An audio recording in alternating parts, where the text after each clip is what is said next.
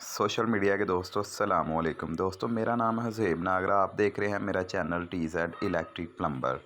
दोस्तों, आज की इस वीडियो में मैं आपको सिखाने वाला हूं कि ड्रिल मशीन का जो आर्मेचर है आप ख़ुद किस तरीके से चेंज कर सकते हैं।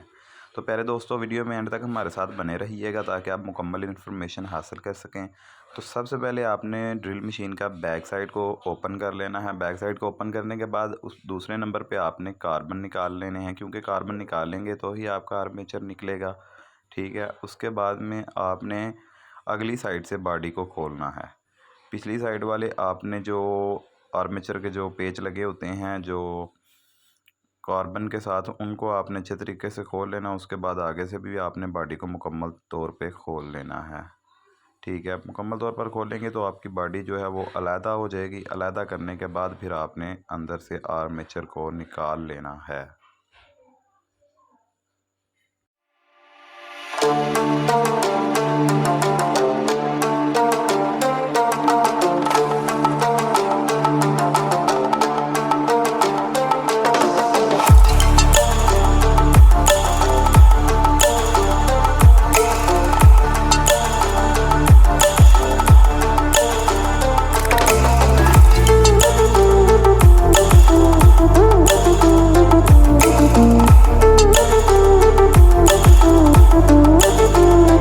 जी तो प्यारे दोस्तों, ये देखें आर्मेचर की हालत किस तरह से हुई हुई है। आर्मेचर का जो ये लॉक है ये किस तरह से ख़राब हो चुका है, और नए आर्मेचर की ये जो स्टिप है ये भी आपको नज़र आ रही होगी, और पुराने की भी स्टिप ये नज़र आ रही होगी कि ये किस तरह से ख़त्म हो चुकी है।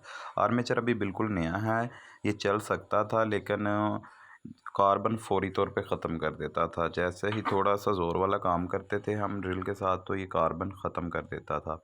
अब हमने रिप्लेस करना है, इसे नया लगाना है इसकी जगह पे। तो ये नए की हालत भी आप देख सकते हैं। ये मार्केट से अगर इसकी प्राइस की बात करूँ तो हमें 1500 रुपये का मिला है। ठीक है, होल सेल रेट पे। अगर आप किसी लोकल दुकान से लेंगे तो ये आपको 2000 रुपये का मिलेगा। तो आप ख़ुद भी इसे बदल सकते हैं। 500 मज़दूरी भी आपकी बचेगी, और उसके बाद आपको 500 होल सेल पे सस्ता भी मिल जाएगा। इस तरीके से आप अपना पैसा बचा सकते हैं दोस्तों। तो अब हम इसका बैरंग उतारने वाले हैं। ठीक है, ये देखें इस तरीके से हमने इसका बैरंग उतार लिया है। ठीक है, और दोनों साइड के बैरंग हम उतार लेंगे ताकि हम यही बैरंग जो है दूसरे आर्मेचर के ऊपर लगा सकें। अगर तो बैरंग ख़राब हो तो रहने देना, अगर सही हो तो आप यही दोबारा लगा लेना। ठीक है, तो अब हम बैरंग चेक कर लेंगे। जो बैरंग सही होगा उसे हम लगा लेंगे, वरना हम नया बैरंग लगा लेंगे।